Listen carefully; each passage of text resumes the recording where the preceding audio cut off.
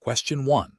Which approach would be most effective for a certified lactation educator to use when educating a new mother about the hormonal influences on breast development and milk production, considering the mother has expressed some anxiety about her ability to breastfeed successfully? Option A. List the names of the key hormones estrogen, progesterone, prolactin, oxytocin, and their primary functions in a concise, factual manner without exploring their interrelationships or impact on breast development. Option B. Begin by assessing the mother's current understanding of hormonal influences and her specific concerns, then tailor the explanation of estrogen, progesterone, prolactin, and oxytocin's roles, focusing on how these hormones support breast development and milk production in a way that is relevant to her breastfeeding journey. Option C. Briefly mention that hormones are involved, and then focus primarily on latch techniques and feeding schedules, assuming the mother will not grasp complex hormonal concepts. Option D. Provide a comprehensive lecture detailing the intricate biochemical pathways of estrogen, progesterone, prolactin, and oxytocin, including their molecular interactions within the mammary gland. The correct answer is B. Begin by assessing the mother's current understanding of hormonal influences and her specific concerns, then tailor the explanation of estrogen, progesterone, prolactin, and oxytocin's roles, focusing on how these hormones support breast development and milk production in a way that is relevant to her breastfeeding journey. Explanation. This scenario is professionally challenging because it requires a lactation educator to assess a client's understanding of complex hormonal influences on breast development and lactation, and to tailor educational content appropriately. The educator must balance providing accurate scientific information with the client's individual learning needs and potential anxieties. Careful judgment is required to avoid overwhelming the client or providing misinformation, which could impact their breastfeeding journey. The correct approach represents best professional practice because it prioritizes a client-centered, individualized educational strategy. It acknowledges that understanding hormonal influences is crucial for effective lactation management and empowers the client with knowledge. This approach aligns with the ethical principles of providing accurate, evidence-based information and respecting client autonomy. By starting with a foundational understanding and building upon it, the educator ensures the client can integrate the information effectively, leading to better informed decisions about breastfeeding. This respects the client's learning pace and capacity, fostering confidence and reducing potential stress. An incorrect approach that focuses solely on listing hormones and their functions without assessing the client's prior knowledge or readiness to learn would be professionally unacceptable. This fails to meet the client's individual needs and could lead to confusion or information overload, potentially causing anxiety and undermining confidence in their ability to breastfeed. It also neglects the ethical obligation to provide education in a manner that is understandable and beneficial to the client. Another incorrect approach that oversimplifies the hormonal influences, omitting key details about estrogen, progesterone, and prolactin's roles in breast development and oxytocin's role in milk ejection, would be professionally unacceptable. This provides incomplete or inaccurate information, which is a violation of the ethical duty to provide evidence-based education. Clients rely on lactation educators for accurate guidance, and providing a superficial overview can lead to misunderstandings and ineffective breastfeeding practices. A third incorrect approach that delves into highly technical biochemical pathways without relating them to practical breastfeeding management would also be professionally unacceptable. While scientifically accurate, this approach fails to translate complex hormonal mechanisms into actionable knowledge for the client. It demonstrates a lack of understanding of the educator's role in bridging scientific theory with practical application, potentially overwhelming the client with irrelevant details and failing to address their core concerns about establishing and maintaining lactation. The professional decision-making process for similar situations involves several steps. First, assess the client's current knowledge and learning style. Second, identify the client's specific concerns and goals related to breastfeeding. Third, tailor the educational content to address these needs, starting with foundational concepts and progressing to more complex information as appropriate. Fourth, use clear, understandable language and provide opportunities for questions and clarification. Finally, continuously evaluate the client's comprehension and adjust the teaching approach as needed, always prioritizing accurate, evidence-based information delivered in a supportive and empowering manner. Question 2. The review process indicates a need to assess the certified lactation educator's understanding of the primary mechanisms that regulate milk synthesis in the postpartum period. Which of the following best describes the interplay between autocrine and endocrine control in establishing and maintaining milk supply? Option A.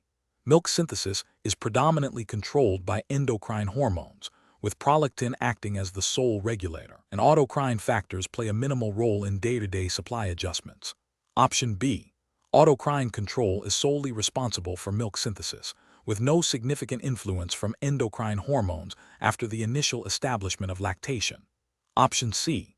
Milk synthesis is primarily regulated by autocrine feedback, where the accumulation of milk in the breast signals a decrease in production, while endocrine hormones like prolactin are crucial for initiating synthesis and responding to suckling cues. Option D. Milk synthesis and milk ejection are governed by the same set of autocrine and endocrine hormones, with no distinction in their regulatory pathways. The correct answer is C.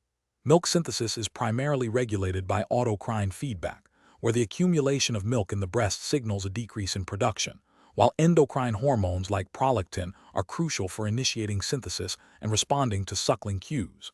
Explanation. The review process indicates a need to assess the certified lactation educator's CLE understanding of the physiological mechanisms governing milk synthesis, specifically the interplay between autocrine and endocrine factors. This scenario is professionally challenging because a misunderstanding of these fundamental principles can lead to providing inaccurate information to breastfeeding families, potentially impacting their feeding journey and infant well-being. Accurate knowledge is crucial for effective client education and support. The correct approach represents best professional practice because it demonstrates a comprehensive understanding of how milk production is regulated. Autocrine control, driven by feedback inhibition from accumulated milk in the breast, is the primary mechanism for establishing and maintaining milk supply.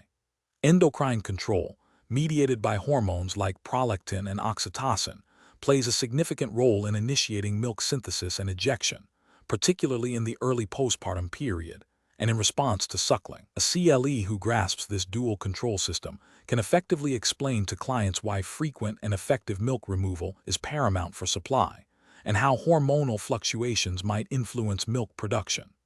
This aligns with the ethical imperative to provide evidence-based, accurate, and individualized lactation support. An incorrect approach that focuses solely on endocrine factors would fail to acknowledge the critical role of infant demand and milk removal in regulating supply. This could lead to misinterpretations of supply issues, potentially causing unnecessary anxiety for parents if they are not adequately informed about the autocrine feedback loop. Ethically, this represents a failure to provide complete and accurate information.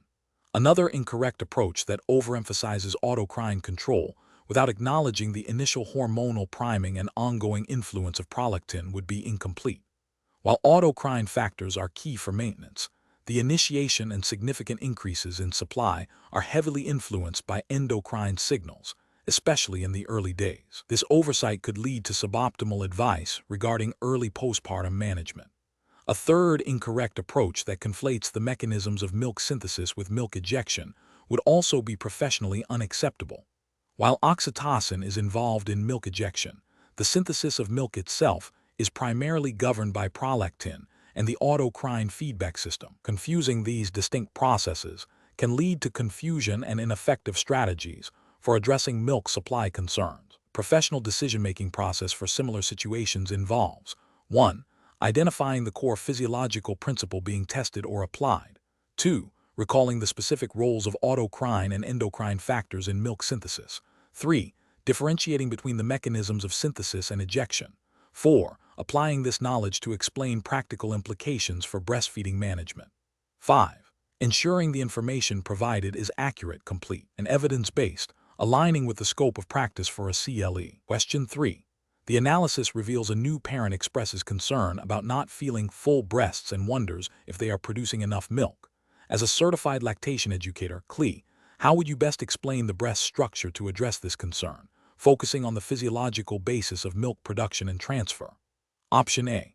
Discuss the hormonal feedback loop involving oxytocin and prolactin that triggers milk letdown and synthesis, without initially explaining the physical locations where these processes occur. Option B. Detail the histological composition of the alveoli, including the types of epithelial cells and their secretory functions, and the intricate branching pattern of the ductal system. Option C. Explain that milk is produced in the lobules by specialized cells called alveoli, and then travels through a network of ducts to the nipple, where the baby can access it. This process is essential for milk transfer. Option D. Describe the nipple and areola as the primary structures involved in milk transfer, emphasizing their sensitivity, and how the baby's latch stimulates milk release. The correct answer is C. Explain that milk is produced in the lobules by specialized cells called alveoli, and then travels through a network of ducts to the nipple, where the baby can access it. This process is essential for milk transfer. Explanation. This scenario is professionally challenging because it requires a certified lactation educator, CLE, to translate complex anatomical information about the breast structure into a format that is understandable and actionable for a new parent. The educator must balance scientific accuracy with the emotional and practical needs of the client, ensuring the information empowers rather than overwhelms. The regulatory framework for CLEs, while not explicitly detailed here, generally emphasizes evidence-based practice, client-centered care, and the promotion of safe and effective breastfeeding. Ethical considerations include maintaining client confidentiality, providing accurate information, and respecting client autonomy. The correct approach represents best professional practice because it directly addresses the client's stated concern by explaining the function of the lobules and alveoli in milk production and how the ducts facilitate milk flow to the nipple. This approach is client-centered, providing relevant information that helps the parent understand the physiological basis of breastfeeding. It aligns with the ethical imperative to educate and empower clients with accurate, understandable information, fostering confidence and addressing potential anxieties about milk supply and letdown. This method promotes a collaborative relationship between the educator and the client, facilitating informed decision-making. An incorrect approach that focuses solely on the nipple and areola without explaining the underlying milk production mechanisms fails to address the root of the client's potential concern about milk supply. This is a failure in providing comprehensive education and may leave the client feeling that their understanding is incomplete, potentially leading to anxiety or incorrect assumptions about their breastfeeding capabilities. Ethically, it is a disservice to the client's learning needs. Another incorrect approach that delves into the microscopic cellular structure of the alveoli without relating it back to the practicalities of milk transfer is overly technical and likely to confuse or overwhelm the client. While scientifically accurate, it lacks the practical application necessary for a new parent. This approach prioritizes academic detail over client comprehension and empowerment, failing to meet the core objective of lactation education. It risks alienating the client and undermining their confidence. A further incorrect approach that discusses the hormonal regulation of milk production without first establishing a foundational understanding of the breast's physical structure for milk creation is premature and potentially confusing. The client needs to grasp the where and how of milk production before delving into the why of hormonal influence. This approach jumps ahead in the learning process, making it harder for the client to integrate new information effectively and potentially leading to frustration. The professional decision-making process for similar situations should involve active listening to the client's specific questions and concerns, assessing their current level of understanding, and then tailoring the educational content accordingly. A CLE should prioritize clear, concise explanations that connect anatomical structures to their functional roles in breastfeeding. The educator must be prepared to adapt their communication style and the depth of information based on the client's responses and engagement, always aiming to build confidence and promote successful breastfeeding experiences. Question 4. Benchmark analysis indicates that pregnant individuals often seek information regarding the physiological changes in their mammary glands during pregnancy, specifically concerning lactogenesis I.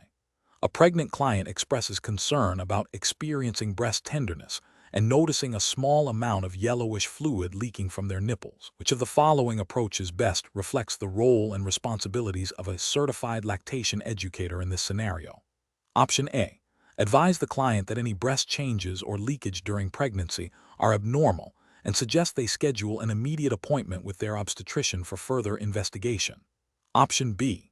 Recommend specific herbal teas and dietary supplements known to promote milk production, advising the client to consume them daily to ensure adequate colostrum for their baby.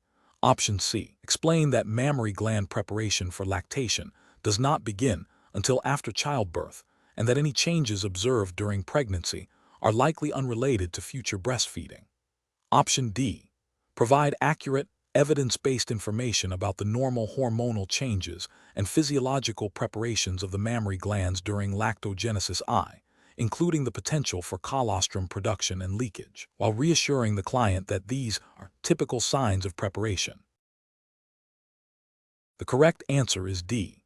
Provide accurate, evidence-based information about the normal hormonal changes and physiological preparations of the mammary glands during lactogenesis I, including the potential for colostrum production and leakage, while reassuring the client that these are typical signs of preparation. Explanation. Scenario analysis. This scenario is professionally challenging because it requires a lactation educator to assess and guide a pregnant individual on physiological changes occurring during pregnancy related to lactation. The challenge lies in distinguishing between normal physiological preparation of the mammary glands, lactogenesis I, and potential deviations that might require further medical evaluation. Accurate information and appropriate guidance are crucial to empower the individual and prevent unnecessary anxiety or medical interventions. The educator must rely on established best practices and evidence-based information, ensuring their advice aligns with the scope of practice for a certified lactation educator. Correct approach analysis. The correct approach involves providing accurate, evidence-based information about the normal physiological changes of lactogenesis I during pregnancy. This includes explaining the role of hormones like estrogen, progesterone, and prolactin in preparing the mammary glands for milk production, such as the development of alveoli and the potential for colostrum production and leakage. This approach represents best professional practice because it is grounded in scientific understanding and aligns with the ethical responsibility to educate and support individuals without overstepping professional boundaries. It empowers the pregnant person with knowledge, fostering confidence in their body's natural processes. This aligns with the general ethical principles of providing accurate health information and promoting well-being, which are foundational to the role of a certified lactation educator. Incorrect approaches analysis. One incorrect approach involves recommending specific dietary supplements or herbal remedies to enhance colostrum production. This is a regulatory and ethical failure because it ventures beyond the scope of practice for a certified lactation educator. Such recommendations could be construed as providing medical advice, which is reserved for licensed healthcare professionals. Furthermore, without proper understanding of contraindications or potential interactions, these recommendations could pose health risks to the pregnant individual and the fetus, violating the principle of do no harm. Another incorrect approach is to dismiss any reported mammary gland changes as insignificant or to suggest that no preparation occurs until after birth. This is an ethical failure, as it demonstrates a lack of knowledge regarding lactogenesis I and can lead to anxiety and a feeling of being unsupported for the pregnant individual. It fails to provide accurate information and can undermine the individual's confidence in their body's ability to lactate.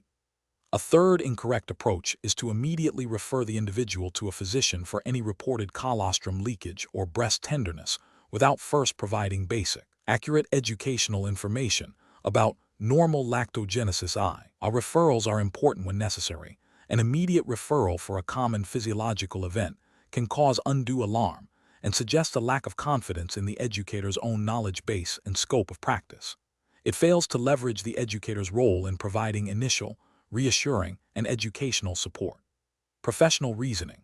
Professionals should approach this situation by first actively listening to the pregnant individual's concerns and observations. They should then access and apply their knowledge of lactogenesis I, drawing from established educational materials and guidelines relevant to their certification.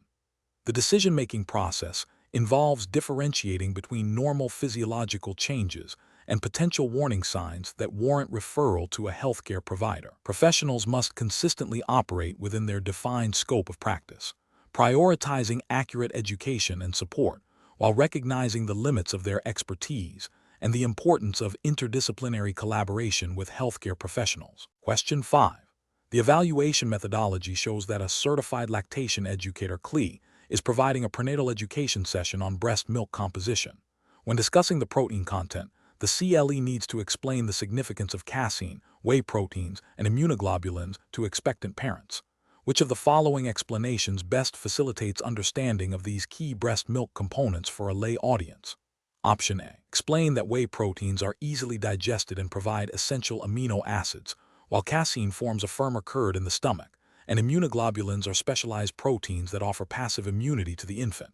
Option B. State that breast milk contains approximately 1-2 grams of protein per 100 ml, with about 80% being whey and 20% being casein, and that immunoglobulins are present in small quantities. Option C. Describe casein as a slow-digesting protein that contributes to satiety, and whey proteins as rapidly absorbed, while mentioning that immunoglobulins are primarily found in colostrum and are important for gut health. Option D. Detail the molecular structure of alpha-lactalbumin and beta-lactoglobulin, and discuss the different subclasses of immunoglobulins like Ig-A, Ig-G, and Ig-M and their specific receptor binding sites. The correct answer is A. Explain that whey proteins are easily digested and provide essential amino acids, while casein forms a firmer curd in the stomach, and immunoglobulins are specialized proteins that offer passive immunity to the infant. Explanation. The evaluation methodology shows that a certified lactation educator, CLE, is tasked with educating a new mother about the nutritional composition of breast milk, specifically focusing on proteins. The challenge lies in translating complex biochemical information into easily understandable terms for a layperson, ensuring accuracy without overwhelming the client. The CLE must also consider the client's potential anxieties or misconceptions about infant nutrition. The correct approach involves explaining casein and whey proteins by using analogies that highlight their different roles and digestion rates in an infant's stomach, and describing immunoglobulins as protective antibodies that help fight off infections. This method is best professional practice because it prioritizes client comprehension and empowerment. It aligns with ethical guidelines for patient education, which mandate clear, accurate, and accessible information delivery. By focusing on functional benefits, digestion, immunity, the CLE addresses the mother's likely concerns about her baby's well-being and growth. An incorrect approach would be to simply list the names of the proteins and their percentages without context or functional explanation. This fails to meet the educational objective and could leave the client confused or feeling inadequately informed, potentially leading to anxiety about her baby's nutrition. This approach also risks violating the ethical principle of providing effective patient education. Another incorrect approach would be to use overly technical jargon, such as detailing the specific amino acid profiles of casein and whey, or the different classes of immunoglobulins, Ig-A, Ig-G, Ig-M. Scientifically accurate, this level of detail is inappropriate for a new mother and would likely be overwhelming and counterproductive to understanding. This demonstrates a failure to adapt communication to the client's needs, a core ethical responsibility. A third incorrect approach might be to focus solely on the quantity of protein without discussing its quality or function. This would be a superficial explanation that misses the opportunity to highlight the unique benefits of breast milk proteins, such as the easily digestible nature of whey and the immune-boosting properties of immunoglobulins. This incomplete explanation fails to provide the client with a comprehensive understanding of why breast milk is beneficial. The professional reasoning process for this situation involves 1. Assessing the client's current knowledge and learning style. 2. Identifying the core educational objectives, understanding protein types and their benefits. 3. Selecting appropriate language and analogies to convey complex information simply and accurately. 4. Prioritizing client understanding and addressing potential concerns. 5. Adhering to ethical standards of clear, effective, and client-centered communication. Question 6. During the evaluation of a parent who expresses a desire to intentionally reduce feeding frequency for a few days to rest her milk supply, believing it has become too abundant, what is the most appropriate educational approach for a certified lactation educator, CLE, to take regarding lactogenesis Roman 3, maintenance of milk production? Option A. Gently explain that milk production is regulated by supply and demand, and frequent removal of milk is what signals the body to continue producing it, suggesting strategies to manage perceived oversupply without reducing feeds. Option B. Immediately recommend switching to formula supplementation to give the parent's breasts a break and reduce milk production. Option C. Agree with the parent's assessment and advise her to significantly decrease feeding frequency for a few days to allow her body to rest and recalibrate milk production. Option D. Inform the parent that her understanding of milk production is incorrect and dismiss her concerns without further explanation. Correct answer is A. Gently explain that milk production is regulated by supply and demand, and frequent removal of milk is what signals the body to continue producing it, suggesting strategies to manage perceived oversupply without reducing feeds. Explanation. This scenario is professionally challenging because it requires the certified lactation educator, CLE, to navigate the complex interplay between a parent's personal beliefs, established physiological processes of lactation, and the need to provide evidence-based, safe guidance. The parent's desire to rest her milk supply, while understandable from a subjective perspective, directly contradicts the physiological mechanisms of lactogenesis Roman 3, which relies on the principle of supply and demand. The CLE must balance empathy and respect for the parent's feelings with the responsibility to educate accurately and promote optimal infant nutrition and maternal well-being. The correct approach represents best professional practice because it prioritizes accurate education grounded in the physiological principles of lactogenesis Roman 3. By explaining that milk production is maintained through frequent removal, the CLE empowers the parent with knowledge to make informed decisions that support her lactation goals. This aligns with the ethical responsibility of a CLE to provide evidence-based information and promote the health and well-being of both parent and infant. It respects the parent's autonomy by offering information rather than dictating actions, fostering a collaborative approach to lactation management. An incorrect approach that involves agreeing with the parent's desire to intentionally reduce feeding frequency to rest the supply is a significant regulatory and ethical failure. This directly contradicts established lactation physiology and can lead to decreased milk supply, potentially impacting infant nutrition and growth. It fails to uphold the CLE's duty to provide accurate, evidence-based information, thereby potentially harming the parent-infant dyad.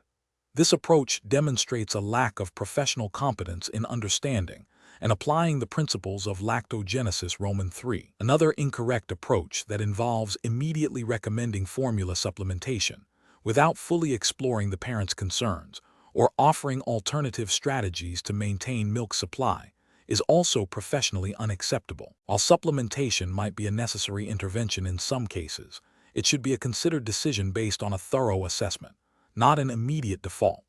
This approach bypasses the opportunity to educate the parent on strategies that could support her own milk production and may prematurely undermine her confidence in her ability to breastfeed. It fails to provide comprehensive lactation support and may not be in the best interest of the parent-infant dyad if other options exist. A further incorrect approach that involves dismissing the parent's concerns as misinformed without further exploration or gentle correction is ethically problematic.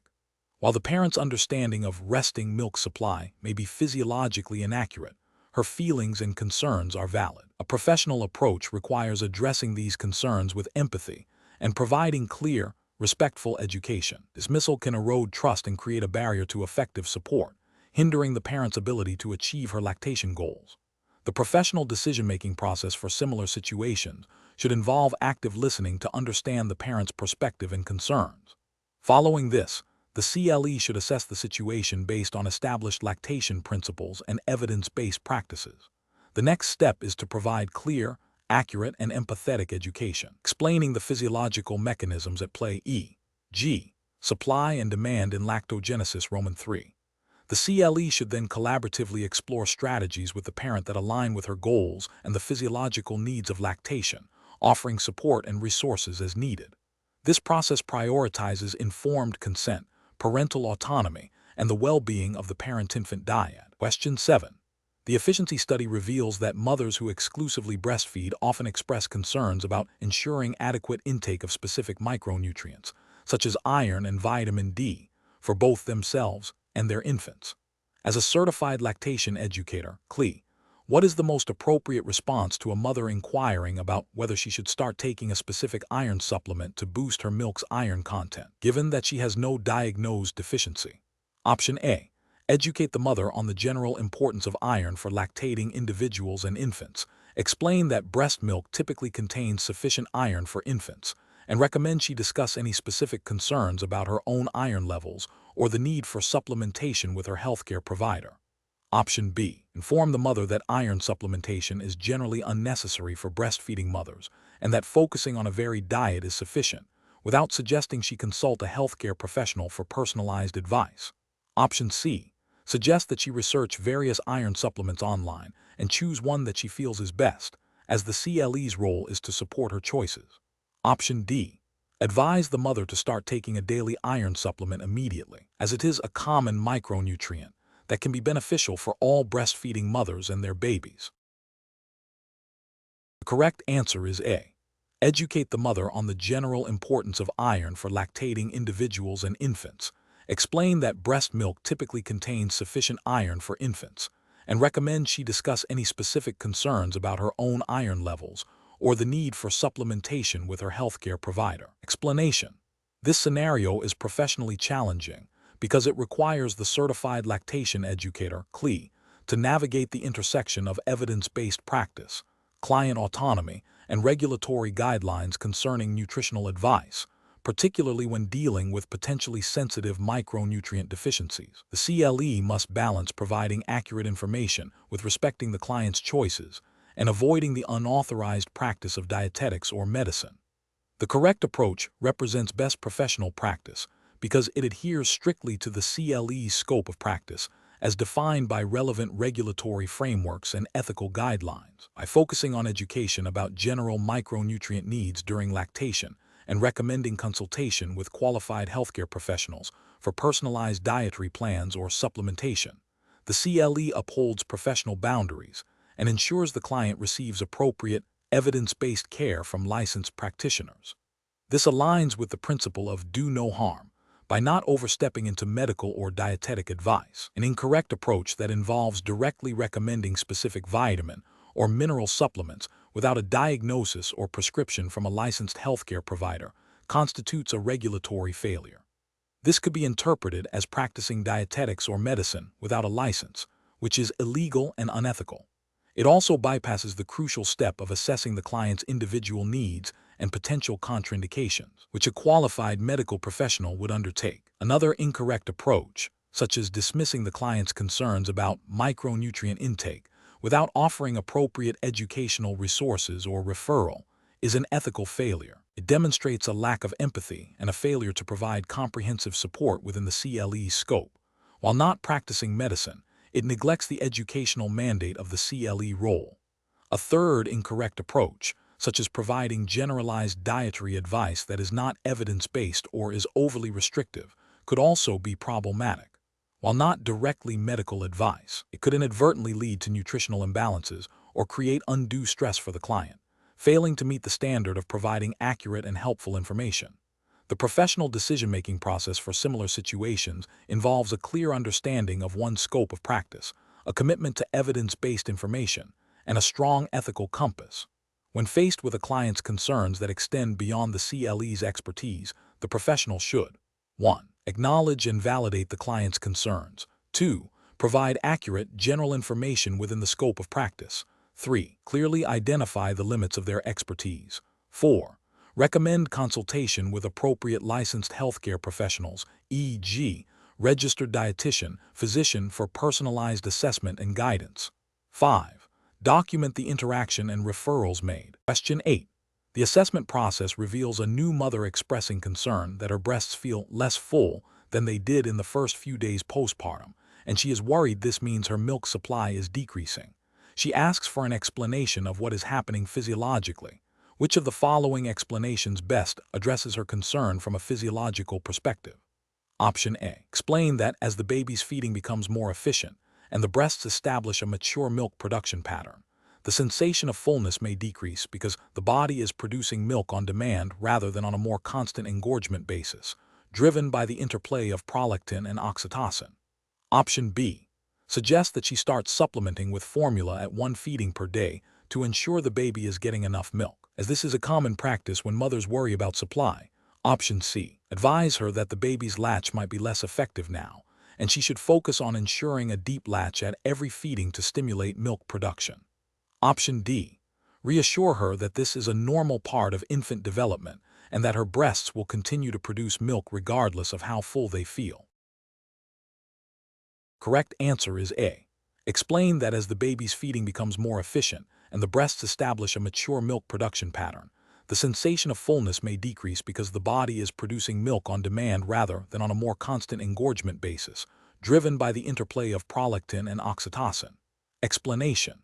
The assessment process reveals a common challenge for new parents: understanding the physiological mechanisms behind milk production. This scenario is professionally challenging because it requires the educator to translate complex biological processes into easily understandable terms, addressing parental anxieties and empowering them with accurate information. Misinformation can lead to significant distress and potentially impact breastfeeding success. Careful judgment is required to ensure the information provided is scientifically accurate, culturally sensitive, and aligned with best practices in lactation education. The correct approach represents best professional practice because it directly addresses the parent's stated concern by explaining the hormonal feedback loop of prolactin and oxytocin. This explanation is grounded in the established physiology of lactation, which is a core competency for a certified lactation educator. By focusing on the interplay of these hormones and their role in supply and demand, the educator empowers the parent with knowledge that can help them troubleshoot perceived low supply and understand the importance of frequent milk removal. This aligns with the ethical obligation to provide evidence-based education and support to families. An incorrect approach that focuses solely on the baby's latch without acknowledging the underlying hormonal regulation fails to provide a complete physiological explanation. While latch is crucial for effective milk transfer, it is not the sole determinant of milk production. This approach risks oversimplifying the issue and may lead parents to believe that latch is the only factor, potentially causing them to overlook other important aspects of milk production. Ethically, this is a failure to provide comprehensive education. Another incorrect approach that suggests supplementing with formula without a clear physiological explanation for the perceived low supply is premature and potentially detrimental. While supplementation may be necessary in some cases, it should be guided by a thorough assessment of the infant's intake and the mother's milk production, not as a default response to a parent's query about milk production physiology. This approach bypasses the opportunity to educate the parent on how to optimize their own milk supply and may inadvertently discourage breastfeeding. This represents a failure to uphold the principle of supporting informed parental choice based on accurate physiological understanding. Finally, an approach that dismisses the parent's concerns as normal infant behavior without exploring the physiological basis of milk production is dismissive and unhelpful. While some infant behaviors can be misinterpreted, a lactation educator's role is to provide accurate information and support. Failing to address the parent's question about milk production physiology directly is a failure to meet the educational needs of the client and can erode trust. The professional decision-making process for similar situations involves active listening to the parent's concerns, assessing their current understanding, and then providing clear, accurate, and evidence-based information tailored to their needs. It requires a strong foundation in lactation physiology and the ability to communicate complex concepts effectively. Educators must prioritize empowering parents with knowledge that supports their breastfeeding goals, while also recognizing when further assessment or referral may be necessary. Question 9. Regulatory review indicates that certified lactation educators, CLE, are expected to provide evidence-based guidance on infant feeding. When a mother expresses concern that her consumption of certain common foods, such as cruciferous vegetables, might be causing her baby fussiness and gas, and asks how to adjust her diet to improve her milk's composition to prevent these issues, which of the following represents the most appropriate educational approach within the CLE's scope of practice? Option A. Inform the mother that maternal diet has virtually no impact on the composition of breast milk or an infant's reaction to it, and that any fussiness is likely due to other unrelated factors. Option B. Educate the mother on the general principles of how maternal diet can influence the fatty acid profile and nutrient content of breast milk. Explain that while some components can pass into milk, the impact on infant fussiness is often multifactorial and not solely attributable to specific foods, and recommend she discuss her specific concerns and potential dietary adjustments with her healthcare provider or a registered dietitian for personalized advice. Option C. Provide the mother with a list of specific vitamin and mineral supplements that she should take to detoxify her breast milk and reduce infant discomfort. Option D. Advise the mother to immediately eliminate all cruciferous vegetables and other potentially gassy foods from her diet to ensure her milk is free of irritants, and suggest she monitor her baby for improvement. The correct answer is B. Educate the mother on the general principles of how maternal diet can influence the fatty acid profile and nutrient content of breast milk. Explain that, while some components can pass into milk, the impact on infant fussiness is often multifactorial and not solely attributable to specific foods, and recommend she discuss her specific concerns and potential dietary adjustments with her healthcare provider or a registered dietitian for personalized advice. Explanation. Scenario analysis.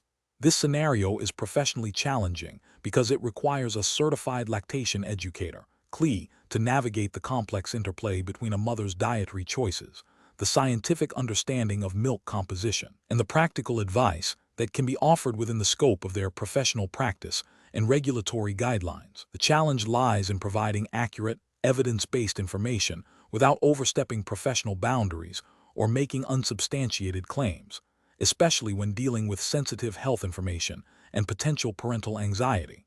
Correct approach analysis. The correct approach represents best professional practice because it prioritizes evidence-based education and empowers the mother to make informed decisions. It acknowledges that while maternal diet can influence milk composition, the primary role of a CLE is to educate on general principles and direct to appropriate resources for personalized medical advice.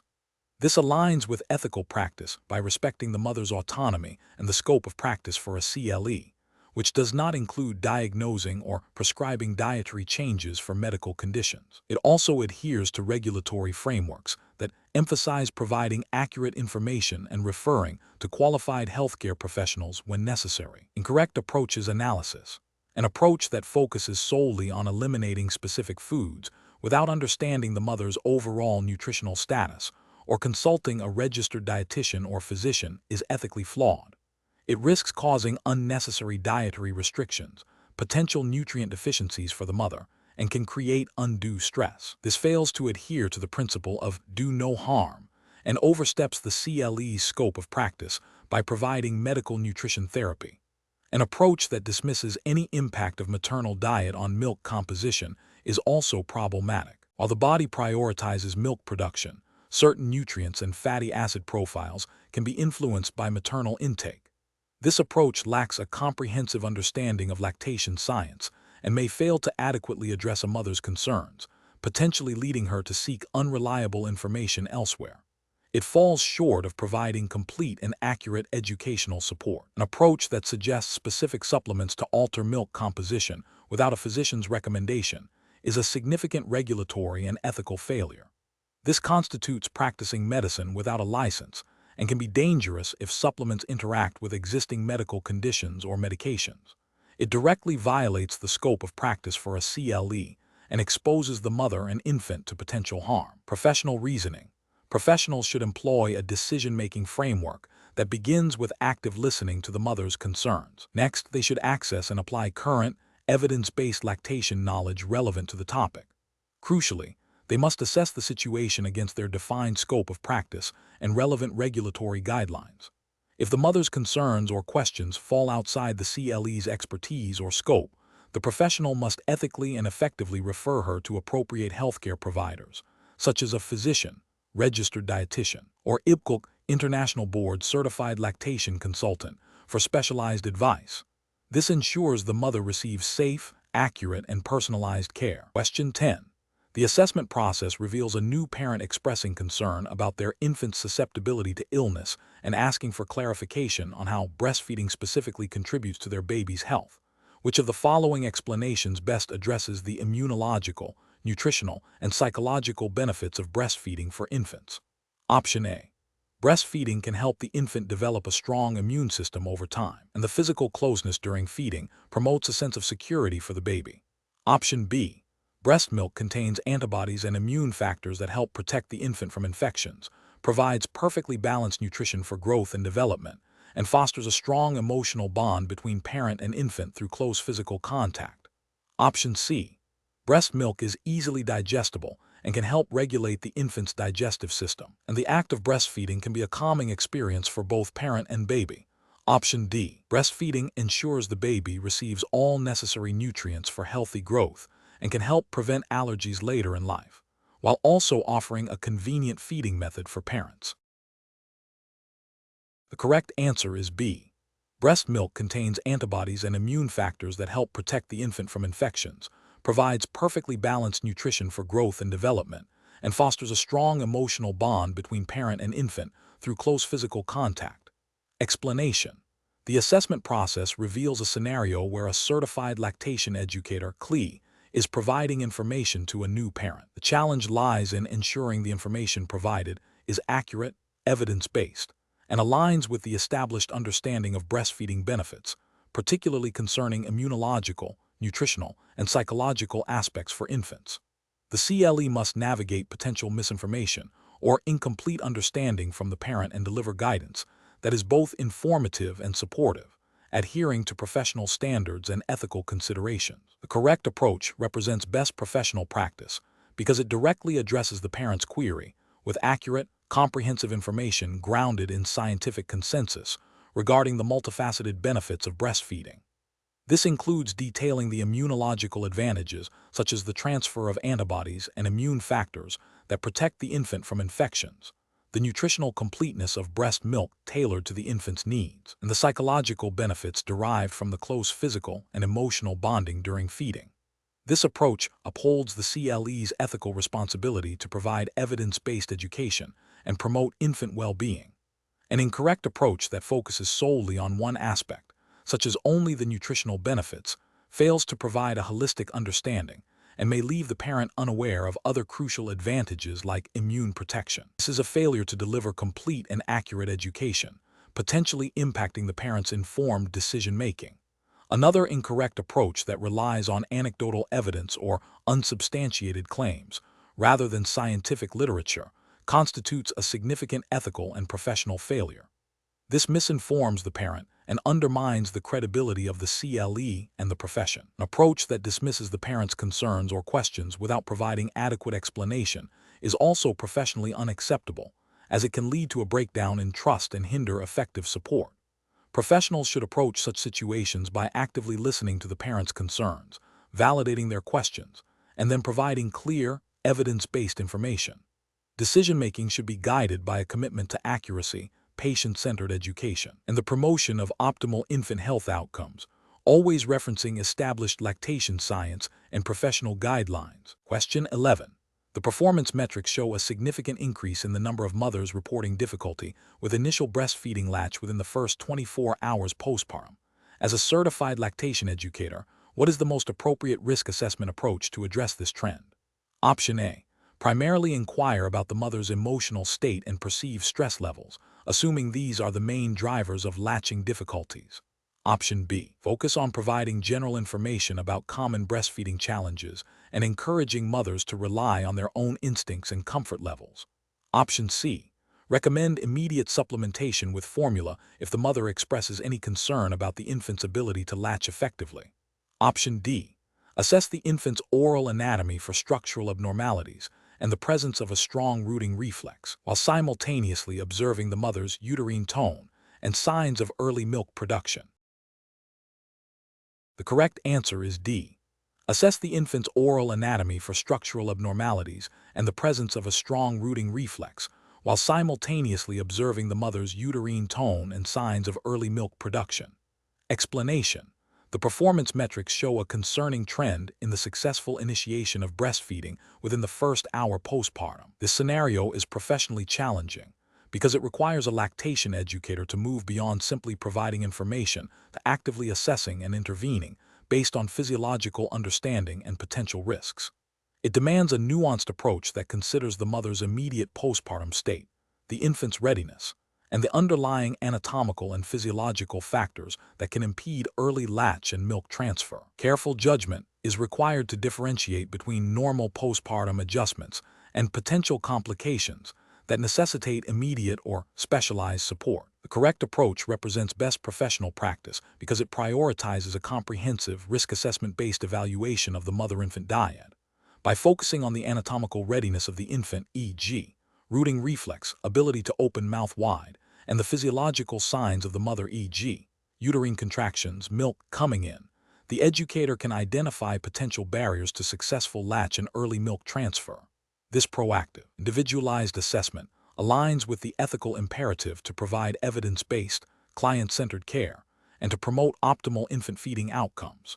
It also implicitly supports the regulatory framework by ensuring that educational interventions are grounded in sound physiological principles and are responsive to the immediate needs of the mother and infant, thereby minimizing potential risks associated with delayed or ineffective feeding. An incorrect approach that focuses solely on maternal comfort without assessing infant readiness fails to address the core physiological requirements for successful breastfeeding initiation. This is a regulatory and ethical failure because it neglects the infant's critical need for early nutrition and colostrum, potentially leading to delayed milk transfer and increased risk of hypoglycemia or jaundice. Another incorrect approach that relies on the mother's self-reported confidence without objective physiological assessment is also professionally unacceptable. This represents an ethical lapse as it overestimates the client's capacity to accurately gauge their situation and underestimates the educator's responsibility to provide objective, evidence-based guidance.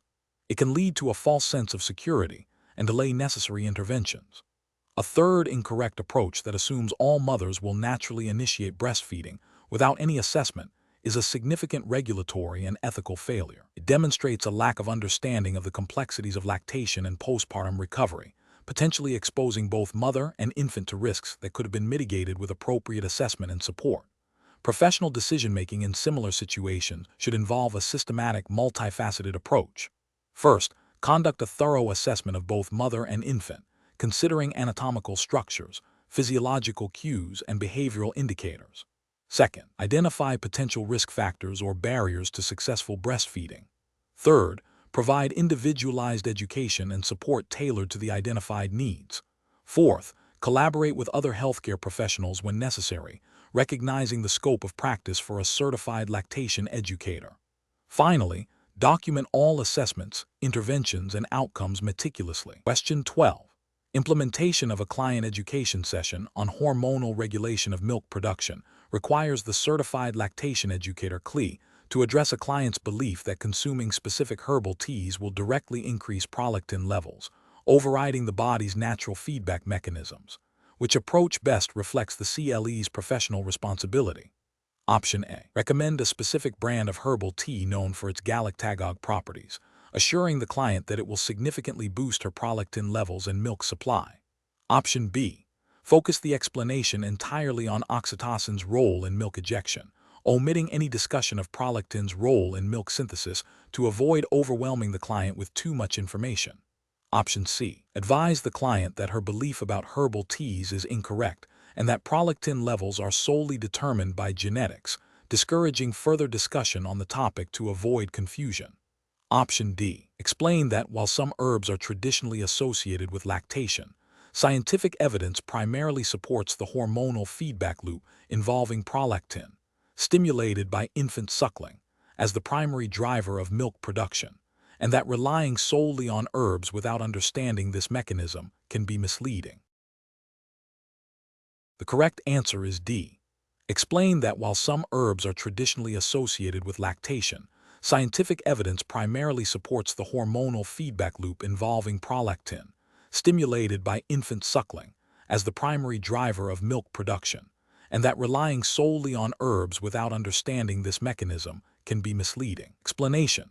This scenario is professionally challenging because it requires a lactation educator to apply their understanding of complex hormonal feedback loops to a practical client situation, ensuring that advice is both accurate and ethically sound within the scope of their practice. The educator must navigate the client's personal beliefs and potential misinformation while upholding evidence-based practices. The correct approach represents best professional practice because it prioritizes client education based on established physiological mechanisms of milk production. By explaining the roles of prolactin and oxytocin in a clear, accessible manner, the educator empowers the client with accurate information, enabling informed decision-making about her breastfeeding journey. This aligns with the ethical responsibility to provide evidence-based support and respect client autonomy. An incorrect approach that focuses solely on anecdotal evidence or unverified claims fails to adhere to the scientific understanding of lactation and could lead to ineffective or harmful practices. This represents a failure to provide competent care and could mislead the client, potentially impacting milk supply or infant well-being.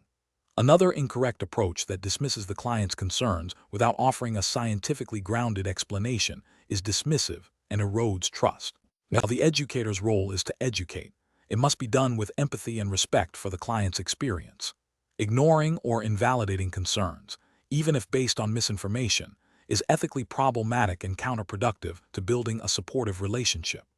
A further incorrect approach that oversimplifies the hormonal regulation to a single factor ignores the intricate interplay of hormones and other physiological cues. This lack of comprehensive understanding can lead to incomplete or inaccurate advice, failing to address the multifaceted nature of milk production. The professional decision-making process in such situations involves 1. Actively listening to the client's concerns and understanding their perspective. 2. Assessing the client's current understanding of lactation physiology.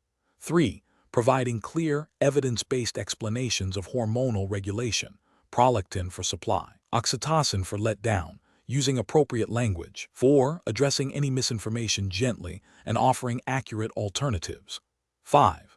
Empowering the client to make informed choices about their breastfeeding journey. 6. Recognizing the limits of one's scope of practice and referring to other healthcare professionals when necessary. Question 13. The risk matrix shows a pregnant client expressing concern about a perceived asymmetry in breast development during her pregnancy. As a certified lactation educator CLE, you recall that mammary ridge development during embryogenesis can sometimes result in variations. Considering the potential risks and the need for appropriate professional response, which approach best addresses this situation? Option A. Advise the client that breast asymmetry is a common embryological variation and usually resolves without intervention, focusing solely on preparing for breastfeeding. Option B. Discuss the embryological origins of mammary ridges and their potential for variation. Then collaborate with the client to schedule a consultation with her obstetrician to discuss her concerns and any necessary medical evaluation. Option C. Recommend immediate referral to a specialist for genetic testing due to the potential for underlying developmental abnormalities. Option D. Reassure the client that breast changes during pregnancy are normal and that asymmetry is not a significant concern for lactation, without further investigation. Correct answer is A. Advise the client that breast asymmetry is a common embryological variation and usually resolves without intervention, focusing solely on preparing for breastfeeding. Explanation. This scenario is professionally challenging because it requires a certified lactation educator CLE to apply knowledge of embryological development to a practical, risk assessment scenario involving a pregnant client. The CLE must not only understand the biological underpinnings of breast development, but also how potential deviations might present risks that need to be communicated appropriately and ethically, without causing undue alarm.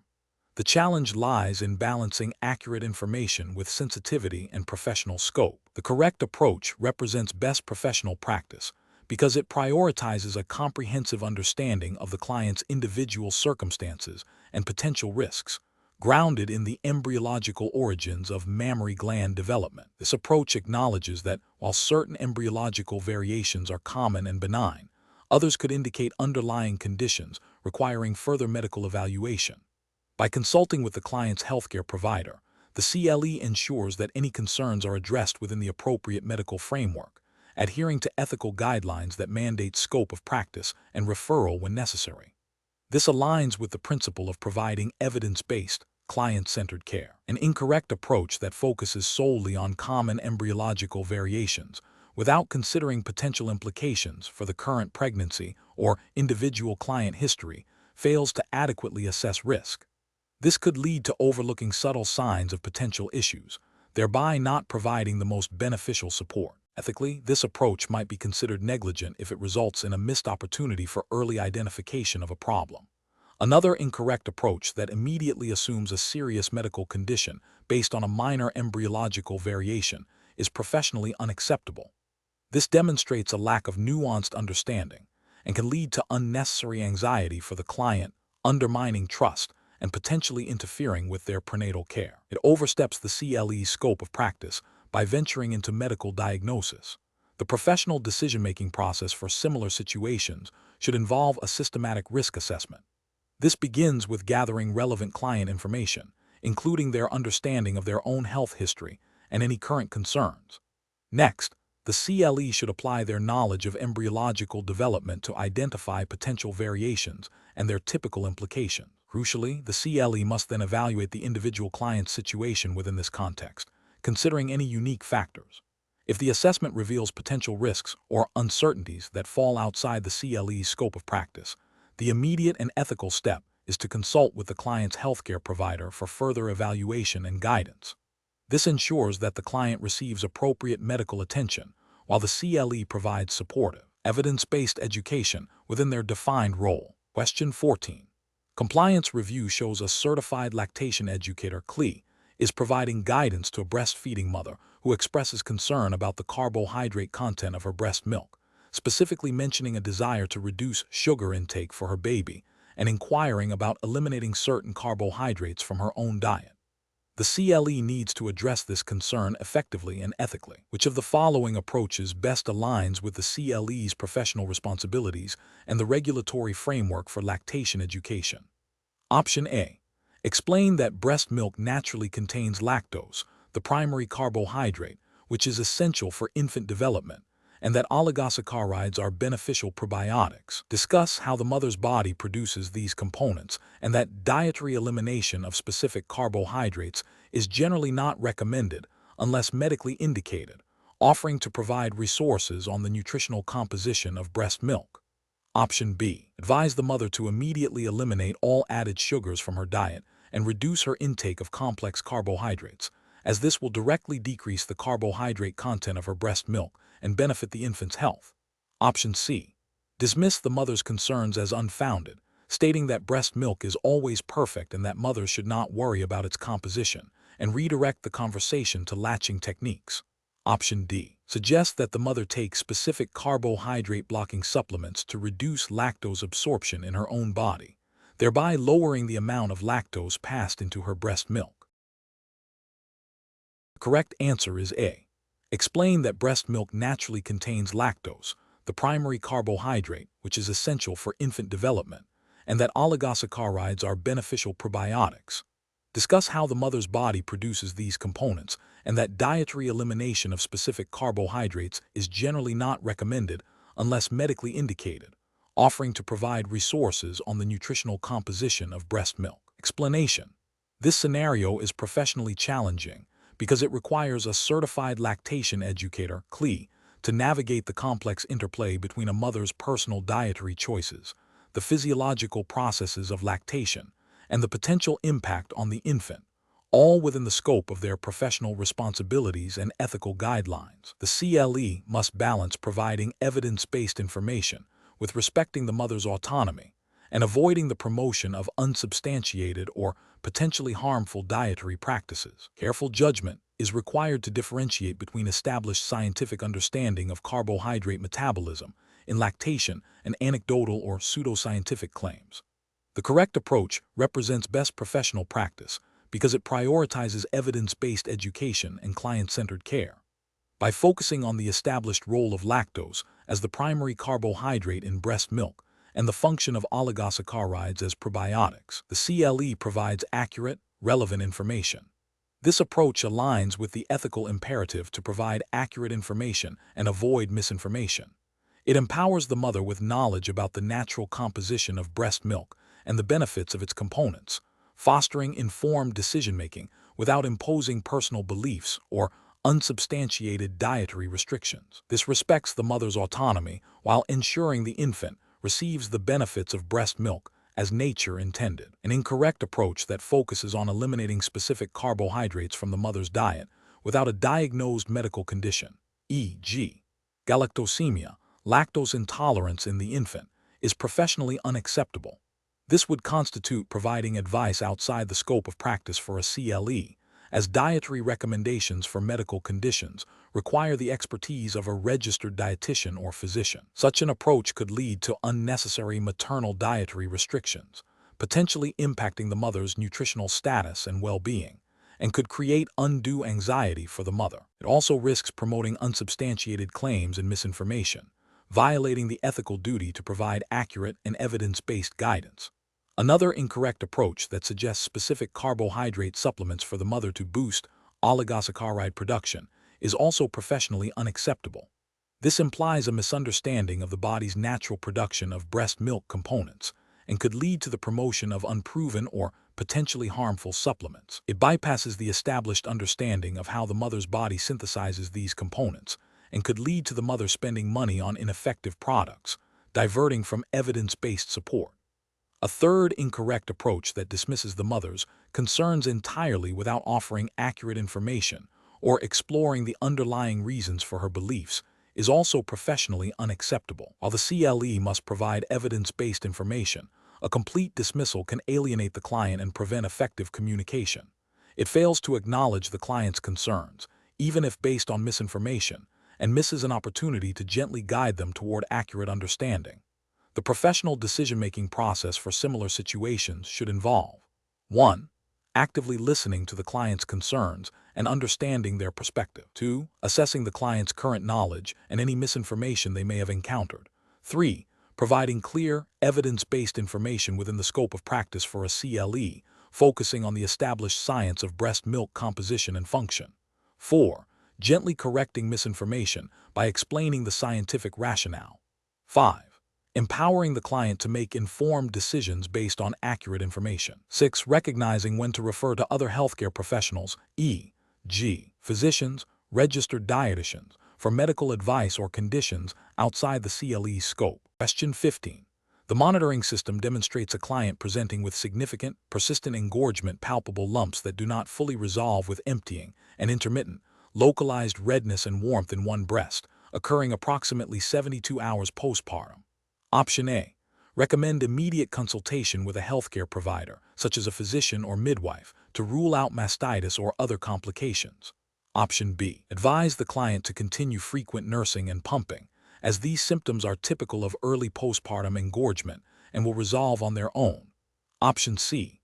Suggest the client try over-the-counter pain relievers and warm compresses, and monitor the situation for another 24-48 hours before considering medical advice. Option D. Provide the client with a detailed explanation of the hormonal changes causing engorgement and assure them that these physical manifestations are a normal part of establishing lactation. Correct answer is A. Recommend immediate consultation with a healthcare provider, such as a physician or midwife, to rule out mastitis or other complications. Explanation. This scenario is professionally challenging because it requires the certified lactation educator, CLE, to interpret complex physiological changes in a client's mammary glands and relate them to potential underlying issues that might impact lactation, all within the scope of their certification. The CLE must balance providing accurate information and support with recognizing the limits of their expertise and the need for referral to medical professionals. Careful judgment is required to avoid overstepping boundaries while still offering valuable guidance. The correct approach represents best professional practice because it prioritizes the client's well-being and safety by recognizing the signs of potential complications and recommending appropriate medical consultation. This aligns with the ethical responsibility of a CLE to act in the best interest of the client and to refer to qualified healthcare providers when necessary. It also adheres to the principle of practicing within the defined scope of the CLE certification, which does not include diagnosing medical conditions. An incorrect approach that focuses solely on reassuring the client without further investigation or recommendation for medical assessment fails to address potential underlying issues that could affect lactation and infant health. This could lead to delayed diagnosis and treatment of conditions that require medical intervention, potentially causing harm. Ethically, this approach neglects the duty of care to identify and escalate concerns appropriately. Another incorrect approach that involves suggesting specific medical treatments or interventions goes beyond the scope of a CLE certification. This constitutes practicing medicine without a license and is a significant regulatory and ethical failure. It can lead to inappropriate or harmful interventions for the client and undermines the roles of physicians and other licensed healthcare professionals. A further incorrect approach that dismisses the observed changes as normal physiological variations without considering the client's specific history or symptoms is also professionally unacceptable. While some changes are normal, a comprehensive assessment should consider all factors. Failing to do so could miss early signs of problems, impacting the client's lactation journey and potentially their health. This demonstrates a lack of thoroughness and a failure to uphold the standard of care expected of a CLE. Professional decision-making process for similar situations should involve a systematic assessment of the client's presentation, a thorough understanding of normal mammary gland development and common lactation challenges, and a clear recognition of the CLE's scope of practice.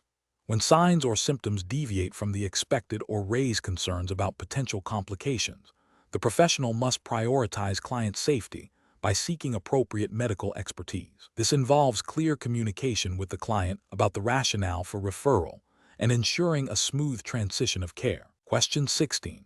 Investigation of how a certified lactation educator CLE should educate a new parent about the presence and significance of antibodies, growth factors, and hormones in human milk, considering the regulatory framework for the certified lactation educator CLE exam. Option A. Emphasize the scientific evidence detailing the roles of antibodies in immune support, growth factors in infant development, and hormones in regulating infant feeding and maternal-infant bonding, while clearly stating that the CLE's role is educational and not to provide medical advice or product recommendations. Option B. Recommend specific dietary supplements for the breastfeeding parent that are claimed to increase the concentration of these bioactive components in their milk, without referencing scientific literature or professional guidelines. Option C. Focus on promoting specific commercially available infant formulas that are fortified with synthetic versions of these bioactive components, suggesting they are superior to human milk. Option D. Advise the parent that the presence of antibodies, growth factors, and hormones in human milk is largely insignificant and does not contribute meaningfully to infant health or development. The correct answer is A. Emphasize the scientific evidence detailing the roles of antibodies in immune support, growth factors in infant development, and hormones in regulating infant feeding and maternal-infant bonding, while clearly stating that the CLE's role is educational and not to provide medical advice or product recommendations. Explanation.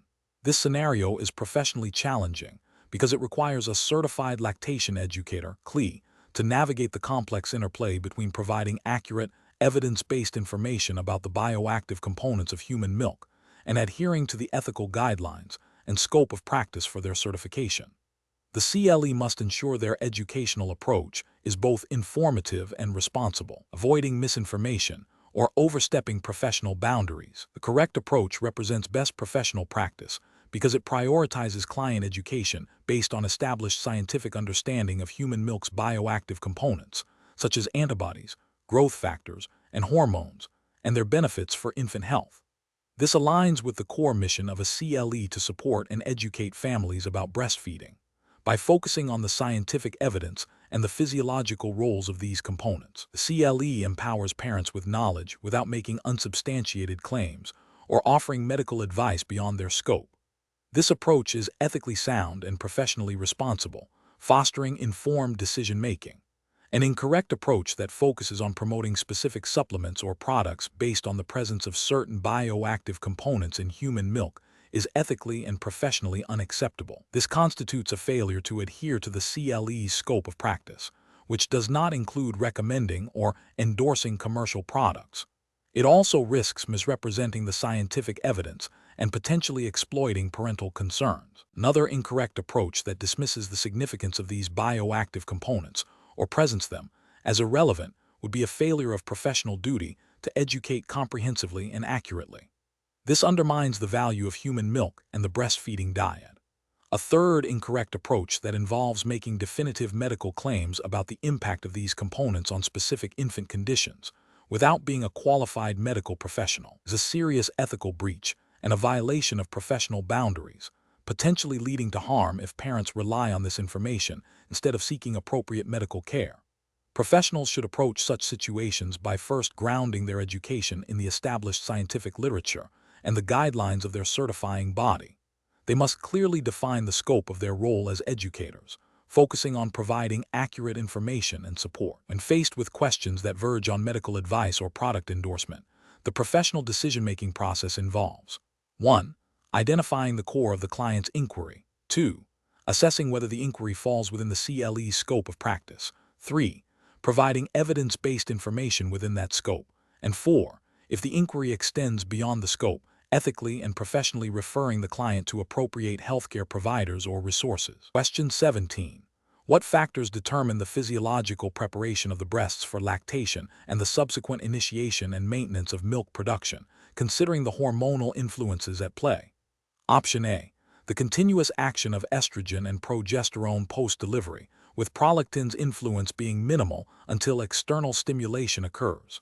Option B. The dominant role of external factors such as maternal diet and stress levels in stimulating breast tissue growth and milk synthesis.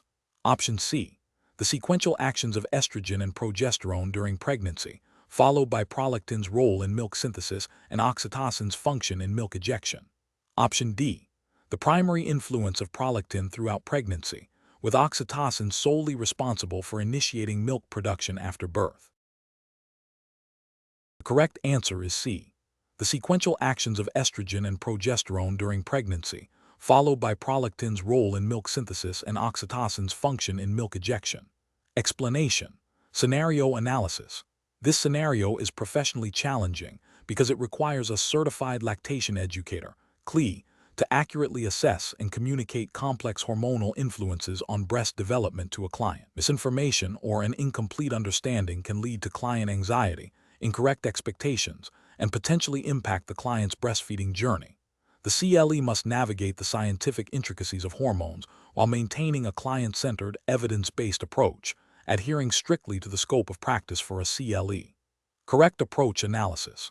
The correct approach emphasizes the interplay of estrogen, progesterone, and prolactin during pregnancy and postpartum, and the role of oxytocin in milk ejection. This aligns with best professional practice by providing a comprehensive yet understandable overview of the hormonal cascade that prepares the breast for lactation and facilitates milk transfer.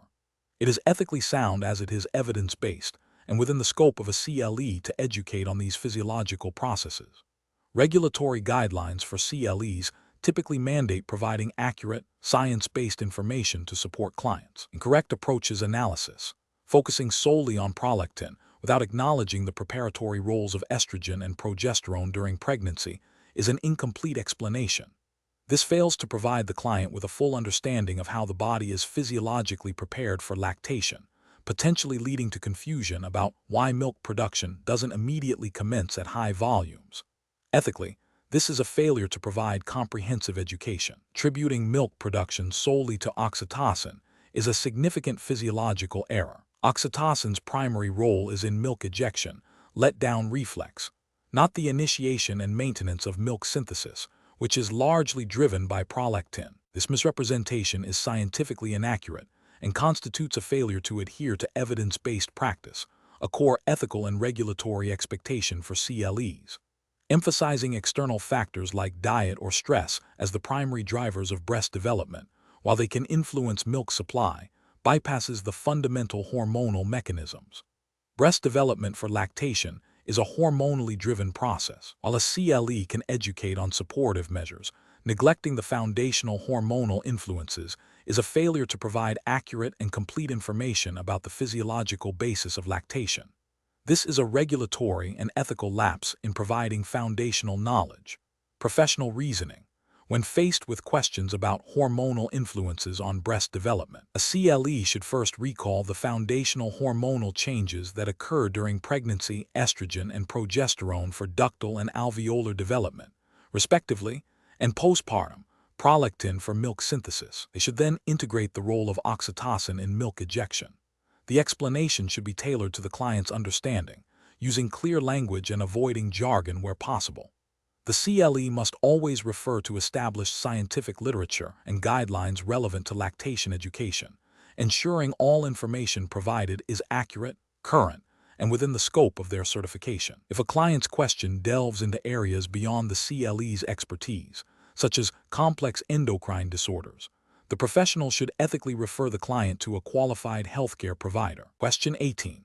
When evaluating a parent who expresses significant frustration and states, "My baby isn't getting enough milk, and I want to give them a bottle of formula right now," what is the most appropriate initial response for a certified lactation educator? Option A. Immediately recommend supplementing with a bottle of formula as requested by the parent to alleviate their immediate concern. Option B. Offer to observe the current breastfeeding session to assess latch, positioning, and infant cues, and then discuss findings and potential strategies. Option C.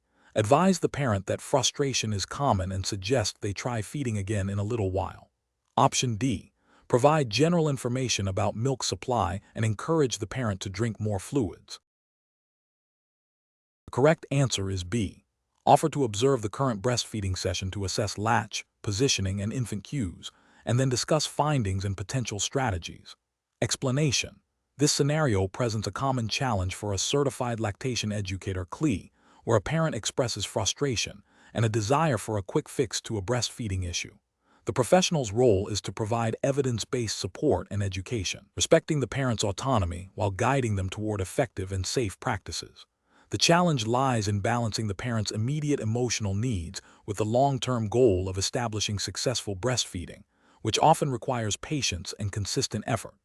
The correct approach prioritizes a comprehensive assessment of the feeding session, focusing on latch, positioning, and the infant's cues. This aligns with the ethical guidelines for CLEs, which emphasize client-centered care, evidence-based practice, and the promotion of infant well-being. By observing the feeding and gathering information directly from the parent, the educator can identify the root cause of the perceived difficulty, rather than addressing a symptom. This approach respects the parent's experience while ensuring that interventions are appropriate and tailored to the specific situation, thereby upholding the professional standard of care. An incorrect approach that immediately suggests a supplement without a thorough assessment fails to adhere to the principle of evidence-based practice. While supplementation might be a necessary intervention in some cases, it should be a decision made after a comprehensive evaluation, not a first resort. This could lead to unnecessary supplementation, potentially impacting milk supply or the infant's willingness to breastfeed effectively. Another incorrect approach that focuses solely on the parent's expressed desire for a quick solution, without addressing the underlying feeding mechanics, neglects the core responsibilities of a CLE. This could result in the parent feeling heard but not truly supported in resolving the breastfeeding challenge. Finally, an approach that dismisses the parent's concerns or offers generic advice without understanding the specific context is unprofessional and can erode trust, failing to provide the individualized support expected of a CLE. Professionals should approach such situations by first actively listening to the parent's concerns and validating their feelings. This is followed by a systematic assessment of the breastfeeding interaction, including observing the latch, positioning, infant cues, and milk transfer. Based on this assessment, the CLE can then provide tailored education and support, collaboratively developing a plan with the parent. This decision-making process emphasizes observation, assessment, education, and collaboration, ensuring that interventions are appropriate, effective, and ethically sound. Question 19. The audit findings indicate a potential gap in understanding among new parents regarding the specific types of fats present in breast milk and their critical roles in infant development, particularly concerning brain growth and visual acuity. As a certified lactation educator, CLE, what is the most appropriate risk assessment-driven approach to address this finding? Option A. Develop educational materials that clearly differentiate between saturated, monounsaturated, and polyunsaturated fats, emphasizing the importance of essential fatty acids like DHA and ARA for infant brain and eye development, and explaining how these are naturally present in breast milk. Option B. Advise parents to focus on general healthy eating habits for themselves, assuming this will adequately translate to optimal fat composition in their breast milk without further specific education. Option C. Provide a brief overview of fat as an energy source in the diet, without delving into the specific types of fats or the significance of essential fatty acids, to avoid overwhelming parents with complex information.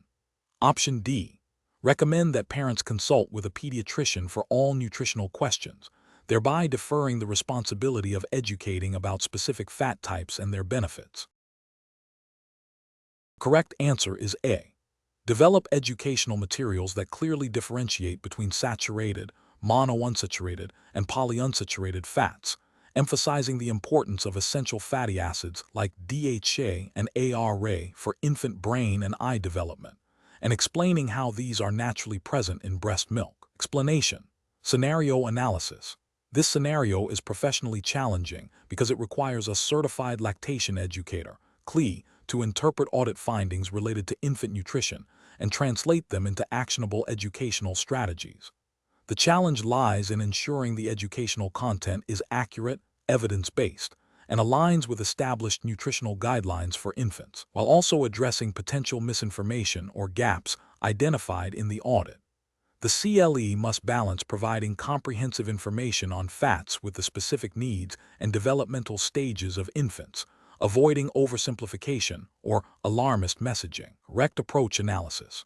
The correct approach involves a risk assessment focused on identifying specific educational needs arising from the audit findings concerning infant fat intake. This approach is best professional practice because it directly addresses the identified deficiencies or areas of concern. By prioritizing education on the types of fats, their benefits, and the role of essential fatty acids in infant development, the CLE is providing targeted, evidence-based information. This aligns with the ethical responsibility of a CLE to promote optimal infant health and well-being through accurate and relevant education, adhering to the principles of evidence-based practice and client-centered care. The focus on understanding the why behind fat's importance, e.g., brain development, nutrient absorption, empowers parents to make informed decisions. Incorrect approach is analysis. One incorrect approach would be to dismiss the audit findings as irrelevant to lactation education, arguing that the focus should solely be on the mechanics of breastfeeding. This is ethically and professionally flawed because it ignores potential underlying issues affecting infant health and development that are directly influenced by nutrition, even in breastfed infants, e.g., maternal diet's impact on milk composition, introduction of solids. It fails to uphold the CLE's responsibility to provide holistic infant nutrition guidance. Another incorrect approach would be to provide generalized, nonspecific advice about healthy fats without detailing the types relevant to infant development or the specific roles of essential fatty acids. This lacks the depth required for effective education and could lead to confusion or the adoption of inappropriate dietary practices. It fails to meet the standard of providing precise, actionable information necessary for informed parental decision-making and could be considered a failure to adequately address the audit's implications. A third incorrect approach would be to focus solely on the quantity of fat in breast milk without addressing the quality and types of fats, or the importance of essential fatty acids. This is a superficial understanding of infant nutrition and fails to educate parents on the critical roles these specific components play in infant growth and development, such as DHA and ARA for brain and vision. It neglects the nuanced nutritional science that underpins optimal infant feeding. Professional reasoning. When faced with audit findings related to infant nutrition, a CLE should first understand the specific nature of the findings. This involves a thorough review of the audit report to identify areas of concern or deficiency. The next step is to conduct a risk assessment, evaluating how these findings might impact infant health and parental understanding. Based on this assessment, the CLE should develop targeted educational interventions that are evidence-based and aligned with current pediatric nutrition guidelines. This process emphasizes proactive problem-solving, continuous quality improvement, and the ethical imperative to provide accurate and comprehensive information to support optimal infant development. Question 20. Governance review demonstrates that a certified lactation educator, CLE, is consulting with a new parent who expresses a strong desire to introduce pureed vegetables to their 4-month-old infant, citing cultural family traditions and a belief that it will help the baby sleep better. The CLE has reviewed the infant's growth chart, which shows the infant is progressing well on exclusive breastfeeding. The parent is adamant about starting solids despite the CLE's initial gentle suggestion to wait. What is the most appropriate course of action for the CLE? Option A. Immediately agree with the parent's plan to introduce pureed vegetables, as respecting parental autonomy is the highest priority, and avoid any discussion of alternative feeding schedules. Option B. Gently explain the current recommendations from major health organizations regarding the introduction of solids, typically around 6 months of age, and discuss the potential benefits of continuing exclusive breastfeeding for another couple of months, while also exploring the parent's specific concerns about sleep and offering strategies to address those. Option C. Inform the parent that introducing solids at 4 months is not recommended and that they must adhere to the 6-month guideline to ensure the infant's health, without further discussion of their concerns. Option D. Express personal anecdotes about when your own children started solids and how it affected their sleep, encouraging the parent to follow their intuition. The correct answer is B. Gently explain the current recommendations from major health organizations regarding the introduction of solids, typically around 6 months of age, and discuss the potential benefits of continuing exclusive breastfeeding for another couple of months, while also exploring the parent's specific concerns about sleep and offering strategies to address those. Explanation. This scenario presents a common challenge for certified lactation educators, CLE, where a parent's personal beliefs and practices regarding infant feeding may conflict with established evidence-based recommendations for infant health and development. The professional challenge lies in balancing respect for parental autonomy with the ethical obligation to provide accurate, evidence-based information that promotes infant well-being, all within the scope of practice for a CLE. Careful judgment is required to navigate this sensitive situation without alienating the parent or compromising the infant's health. The correct approach represents best professional practice because it prioritizes a collaborative and educational strategy. By actively listening to the parent's concerns and understanding the rationale behind their choices, the CLE can build trust and rapport. Subsequently, providing clear, evidence-based information about the benefits of exclusive breastfeeding or appropriate formula feeding, and the potential risks associated with introducing solids too early, empowers the parent to make informed decisions. This approach aligns with the ethical principles of beneficence, acting in the infant's best interest, and non-maleficence, avoiding harm, by offering guidance grounded in scientific consensus. It also respects the principle of autonomy by supporting the parent's right to make decisions for their child, albeit informed decisions. The CLE's role is to educate and support, not to dictate. An incorrect approach that involves immediately dismissing the parent's beliefs and insisting on a specific feeding regimen fails to acknowledge the parent's perspective and can lead to a breakdown in communication and trust. This can be ethically problematic as it may not be truly in the infant's best interest if the parent becomes resistant to all advice. Furthermore, it could be seen as overstepping the CLE's scope of practice if it moves beyond education and into prescriptive medical advice, which is the domain of healthcare providers. Another incorrect approach, which is to simply agree with the parent's plan without offering any information or guidance, neglects the CLE's responsibility to promote infant health and development based on established knowledge. This passive approach could inadvertently lead to harm if the parent's chosen feeding method is detrimental to the infant's growth or well-being. Ethically, this fails the duty of beneficence. A third incorrect approach, which is to express personal opinions or anecdotal experiences about feeding practices, is unprofessional and lacks the authority of evidence-based information.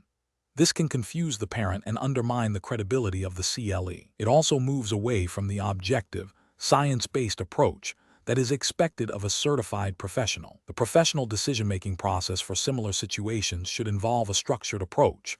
1. Active listening and empathy. Understand the parent's perspective, concerns, and motivations without judgment. 2. Information gathering. Assess the current feeding practices and the infant's developmental stage. 3. Evidence-based education. Provide clear, accurate, and age-appropriate information about recommended feeding practices, highlighting benefits and potential risks. 4. Collaborative goal setting. Work with the parent to develop a feeding plan that aligns with their beliefs while prioritizing the infant's health and development. 5. Referral. Recognize when the situation requires the expertise of a pediatrician or other healthcare professional and make appropriate referrals. 6. Documentation. Maintain records of discussions and recommendations.